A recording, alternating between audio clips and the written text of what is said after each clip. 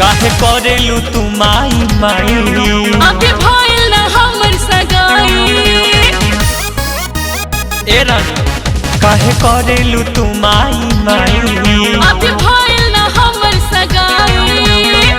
शादी करके खेलल जाई प्यार वाला खेल हो।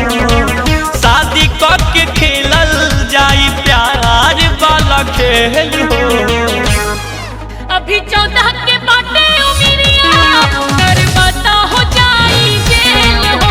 हमर 14 के बाटे उमिरिया कर बता हो जाई जेल हो।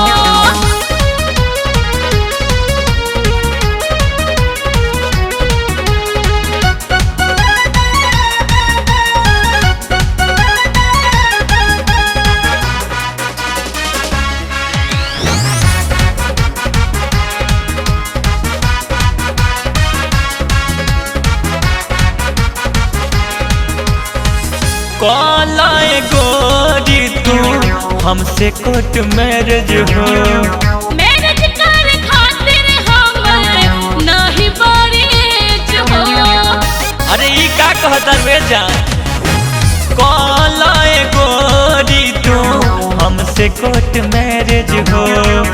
मैरिज कर खातिर हमर नाही बरेज हो। काला गोरी पर चढ़ल जवानी नन्ना राजा जी होई परेशानी। काला गोरी पर चढ़ल जवानी नन्ना राजा जी होई परेशानी।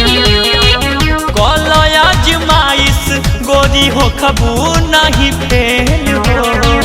काला आजमाइश गोरी हो खबू नहीं फेल हो। अभी 14 के बाटे उमिरिया कर बता हो जाई जेल हो। अभी 14 के बाटे उमिरिया शादी कर बता हो जाई जेल हो।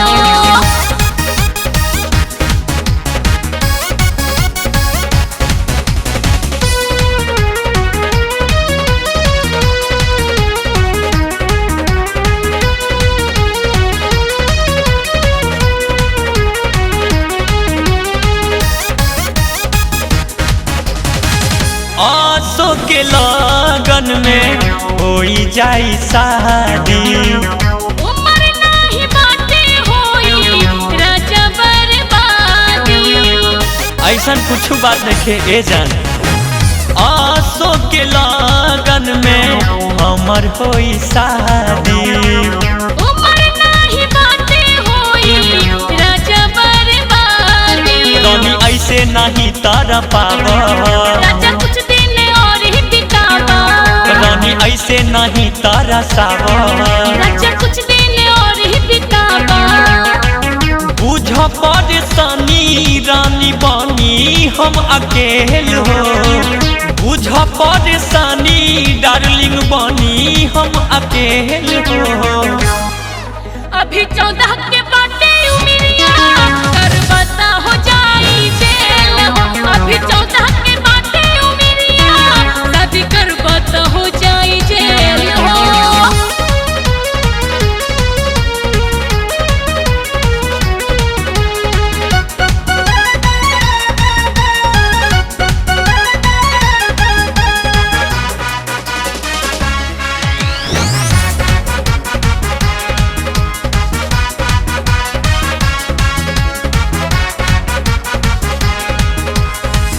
मानन तजवरी गोरी कदी सिवेश हो। ज्यादा धर फरावा नाही हो जाए केस हो। मानन तजवरी गोरी कहदी सिवेश हो।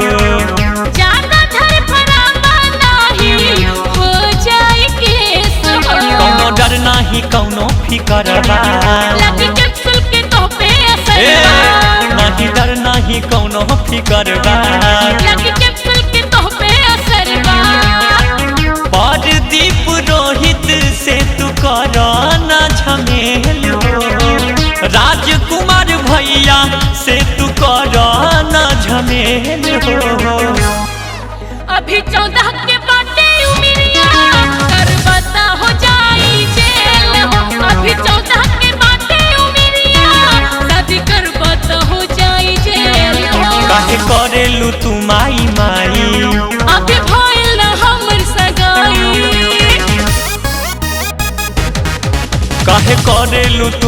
माई माई